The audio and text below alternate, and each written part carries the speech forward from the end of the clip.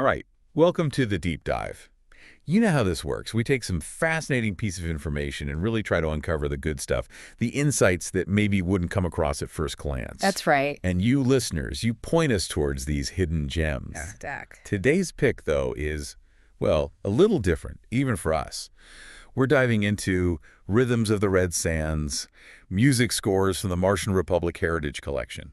Now there's a title. There is. It really grabs you, doesn't it? It conjures up so much. It does. Okay, so forget your typical dusty archives here on Earth. What we're looking at is a collection of 15 original music scores composed by one David Peterson. Quite a collection. And it's housed, get this, in the Museum of Exoplanetary Archaeology Wow.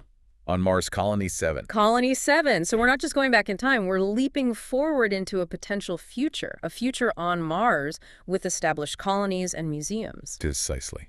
A future where humanity has not only reached Mars, but created a society with its own rich culture, complex enough to have its own musical heritage. And that's what's so fascinating about this collection and why it's perfect for a deep dive. Peterson isn't just writing music. He's built an entire narrative around it, a musical journey through 7 distinct colonial eras on Mars. It's like he's giving us a glimpse into the soul of a Martian civilization through music, a civilization that, who knows, might actually exist one day. He uses the framework of science fiction to really explore how music could reflect, even shape, a society as it adapts to a completely alien world. It's world building through sound. I love that idea, world building through sound. Yeah. Okay, so let's get down to business. Your expertise and the source material, they've set the stage for our mission today. Lay it on me. We're going to uncover the heart of this Martian musical story, the emotions, the core themes, the influences that have molded their artistic expression. Sounds like a plan. It's like a sort of musical archaeology of a future that might be waiting for us out there. I like that. So where does this Martian sonic adventure begin? Well, like all good stories, it starts at the beginning, Colony 1. The very first Martian settlers, those pioneers. Exactly. And life for them, well, it wasn't exactly a picnic. I mean, imagine it a completely alien planet, limited resources. Yeah, just trying to survive. Exactly, just scratching out an existence. And with those kinds of pressures, understandably, art takes a backseat. Makes sense. You're not composing symphonies when you're worried about air and water. Right. But when creative expression did emerge, it revealed a lot about those early colonists. So what were they expressing through their music in those early, difficult days?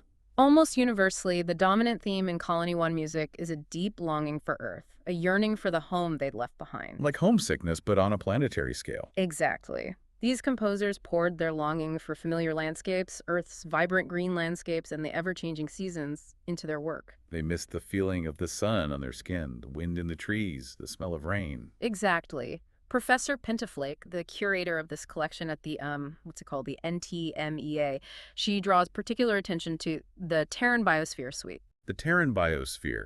What kind of musical imagery are we talking about here? Well, it's a suite, apparently with a certain innocent charm. It specifically evokes images of spring flowers in bloom and the warmth of summer meadows. Ah, those sensory experiences we often take for granted on Earth, but which would be so intensely missed on a barren red planet. And that yearning for Earth's sensory richness, especially the cyclical nature of seasons absent on early Mars, really highlights the profound psychological impact of leaving their home world. Powerful stuff. So they weren't just writing music, they were pouring their hearts out, trying to hold on to a piece of Earth in this new and alien environment. Exactly. We understand the melodies are quite simple, often utilizing major keys and diatonic scales, suggesting a childlike innocence in their longing, a pure, untainted memory of a lost paradise. Highlands is another piece from that era, and that one probably resonated strongly with folks with roots in the old UK, right? Most likely. It likely evoked familiar landscapes, a reminder of the comfort and beauty of their ancestral home. So for those early Martian settlers, music wasn't just an art form. It was a lifeline to a world they could no longer physically inhabit. Exactly. A poignant reminder of their terrestrial origins, and as Professor Pentafleet puts it, it speaks to a deep-seated desire for a halcyon world of memory and imagination. A halcyon world of memory and imagination. I love that. So, okay, time marches on and we reach Colony 2. Now things are a bit more settled, right? They've got the basics down, life's a bit more stable. How does that shift in their reality affect their musical expression? Well, now that basic survival isn't the only thing on their minds, people have more time for reflection. And a new theme starts to emerge: adaptation. They're coming to terms with their Martian surroundings, grappling with how to reinterpret familiar symbols and metaphors from Earth in this new context. So not just looking back with longing, but starting to look forward to grapple with their new reality. Precisely. And remember, as Professor Penaflake points out, this is the new frontier, the Martian frontier. Right, so they're starting to see themselves as Martians, not just displaced Earthlings. Exactly. They're starting to weave their past experiences into their present Martian reality, creating something new. And how does that manifest in the music? We see pieces like Biodome Cowboy, which takes the familiar tropes of the Wild West, that classic earthly theme of frontier expansion, and gives it a Martian twist. It's like they're looking at their own situation through the lens of Earth's history, finding parallels. Exactly. Now, I wonder if the instrumentation changes here too. Do we hear synthesized sounds maybe alongside traditional instruments to create a more alien feel? That would be fascinating. So they're not just rehashing old themes, they're blending them with the sounds of their new world. Precisely. And then there's Daimos Honky Tonk, which, I mean, the title itself suggests a kind of raucous energy. You can practically hear the Martian saloon swinging. Right. It's that same pioneering spirit, that frontier town exuberance, but now under the watchful gaze of Deimos, one of Mars's moons. So it seems their music is starting to develop a distinct Martian identity, a unique flavor, while still acknowledging its earthly roots. Yes, it's not a complete break, but a blending, a fusion of old and new. It's in that interplay, that tension between familiar and alien, where a truly Martian artistic voice begins to emerge. Okay, so fast forward to Colony 3.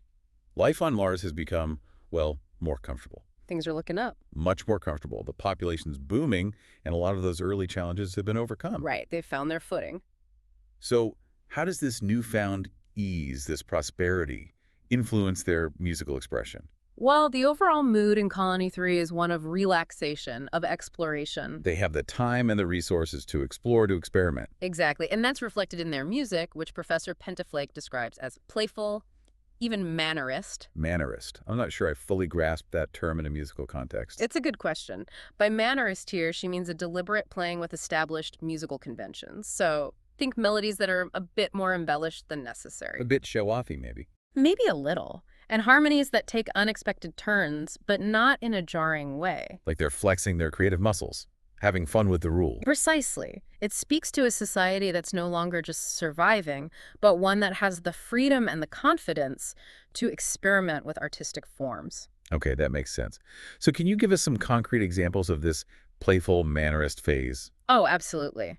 Some of the titles from this period are real gems. We see pieces like Boom Boom, Gotcha. Instant Selfie. Very of the moment, even in the future. Right, and then there's background music for airlocks. Background music for airlocks. That's incredible. Imagine the early colonists struggling to survive, ever thinking they'd need music for going through airlocks. It shows how far they've come, how mundane it's become. Exactly. It's like going through an airlock is so commonplace, it needs its own soundtrack. And that piece, I'm picturing something whimsical, repetitive, almost taking the technology for granted. It really speaks to how deeply ingrained they are in their Martian environment by this point. So the takeaway here is that a sense of comfort, of having overcome those early struggles, led to a more lighthearted, more experimental musical style. Precisely. The music reflects a society more relaxed, more confident, more playful. All right, onwards then to Colony 4. And this is where things really start to get interesting, right? This is a period of stability, even luxury. Mars has truly become home. They've made it. They've made it. So how does music's role in their society change in this new era of prosperity? Well, in Colony 4, music takes on a new significance, almost a political role. It becomes a tool for strengthening their shared sense of progress and identity, for building a unified Martian culture. So music becomes a sort of social glue, a way to emphasize their collective Martianness. Exactly. Think about pieces like the unofficial anthem of the Martian Republic, the Martian Wedding March, Under the Harvest Moons. Each title evokes a sense of community, of shared rituals and traditions. They're not just passively reflecting their society anymore, they're actively shaping it, consciously constructing a unique Martian identity through music. And these particular musical forms, anthems, wedding marches, they're designed to evoke those feelings of belonging, of shared history and tradition. Exactly. It's about establishing rituals, creating a sense of continuity and shared purpose, very deliberately separating themselves from their Terran origins. An official anthem of the Martian Republic. I bet that one's got some soaring melodies, some strong driving rhythms, meant to stir the soul and instill a sense of pride. You can almost hear it, can't you? It's fascinating how a society uses art to consciously craft its own narrative, its own sense of self. Absolutely. But of course, this seemingly golden age, it doesn't last, does it? Colony 5, we're told, plunges into a darker period. What happens? What causes this downturn? And how is it reflected in their music? Unfortunately, as often happens, expansion slows down, leading to an economic downturn. This creates tension, and eventually it boils over into conflict both within Martian society and between Mars and Earth. So a period of internal strife and interplanetary war. Yes. And the music of Colony 5 is a stark reflection of this turbulent era. We see themes of isolationism, brutality, even a loss of perspective. The music becomes a sort of dark mirror, reflecting the turmoil and pain of their society. Precisely. And it's interesting to note how their view of Earth changes during this period. They seem to lose sight of their shared history, viewing Earth with suspicion, even hostility. So what specific pieces stand out from this dark period? Professor Pentaflake highlights several. There's the Four Red Seasons, which has a very different feel from the earlier Terran biosphere. I bet it does. Gone is that innocent yearning for Earth's nature. This is a more, well, a more forceful piece, almost a brassy patriotism, maybe even utilizing dissonant harmonies alongside bombastic melodies to create a sense of strained unity. A very different kind of seasons. Then there's Storm at Dusk, which evokes a sense of doom and gloom, perhaps with low sustained notes and unsettling silences. And finally, there's Fire Over Earth. Just the title alone is chilling. It sounds menacing, like a threat. It is. It could employ a more ambiguous, unsettling musical language, reflecting the uncertainty and fear of the times. So from that earlier, almost naive longing for Earth, their music is transformed into something darker, more aggressive, reflecting their own internal conflicts and their fractured relationship with their home planet. It's a stark and unsettling transformation, but thankfully it's not the end of the story. Right, because history teaches us that the pendulum always swings back, and Colony 6 is a testament to that. They enter a period of recovery, and their perspective on Earth shifts once again. What prompts this change?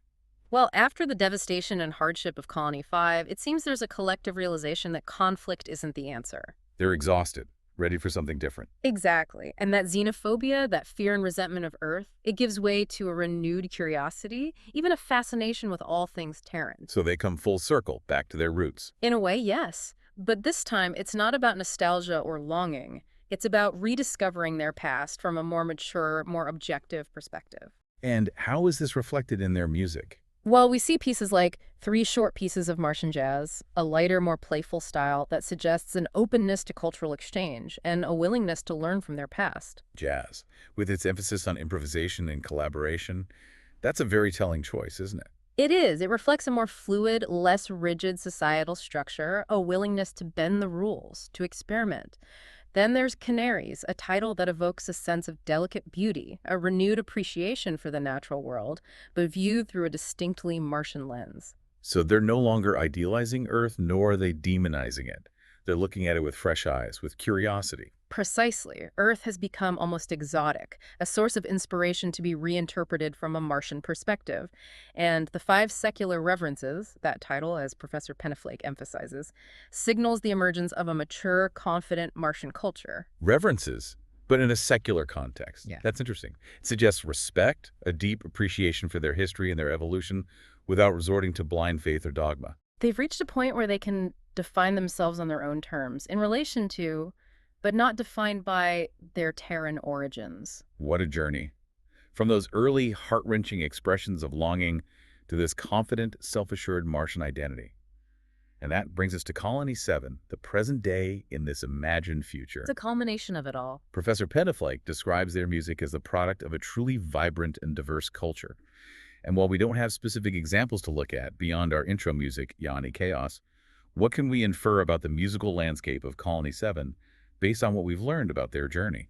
Well, I think it's safe to say that the entire arc of Martian musical history, the nostalgia, the adaptation, the comfort, the conflict, the recovery, the reevaluation, it's all there, woven into the fabric of Colony 7's artistic expression. Their music likely draws on all those diverse influences, creating something truly unique, a mature and confident Martian aesthetic that blends tradition with innovation. And Ioni Chaos, The title itself suggests a dynamic interplay of different ideas, a sense of creative energy and possibility. It's a fitting piece to introduce this exploration, isn't it?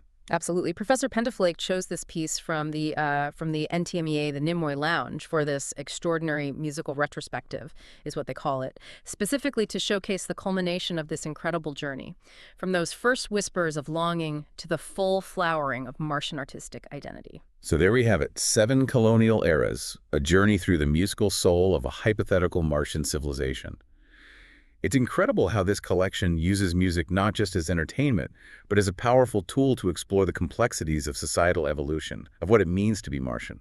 And that's what's so profound about this. Music, often seen as purely artistic, becomes a lens through which we can examine a potential future civilization, understand its cultural trajectory, and perhaps even learn something about ourselves in the process. It really makes you think about how music here on Earth has shaped our own cultural identities, reflected our triumphs and our struggles, and continues to evolve alongside us. It does. This Martian example, though fictional, provides a fascinating new perspective on that relationship between music and society.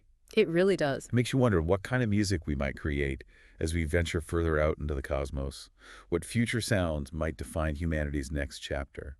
A truly fascinating thought to ponder. Thank you for taking us on this deep dive into the rhythms of the Red Sands. It's been quite a journey. My pleasure. And to our listeners, keep those recommendations coming. You never know what incredible journeys await us on the next deep dive. Until next time. Until next time.